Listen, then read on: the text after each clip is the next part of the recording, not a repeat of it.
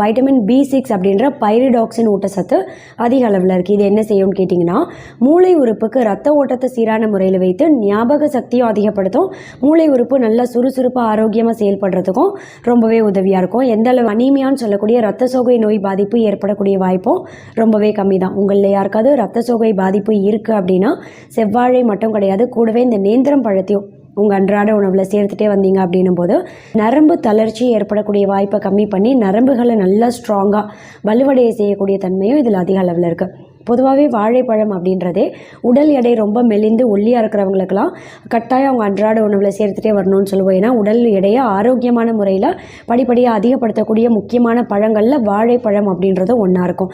அதுலேயும் இந்த நேந்திரம் பழம் அப்படின்றது பார்த்திங்கன்னா நம்ம உடலுக்கு தேவையான அத்தனை ஊட்டச்சத்துக்கள், அந்த ஒரு எனர்ஜி ஸ்டாமினாவை இன்ஸ்டண்ட்டாக அதிகப்படுத்துறதோட மட்டும் கிடையாது, உடல் எடை ரொம்ப கம்மியாக இருக்கக்கூடிய வளர்கிற குழந்தைகளுக்கெல்லாம் பார்த்திங்கன்னா வணக்கம்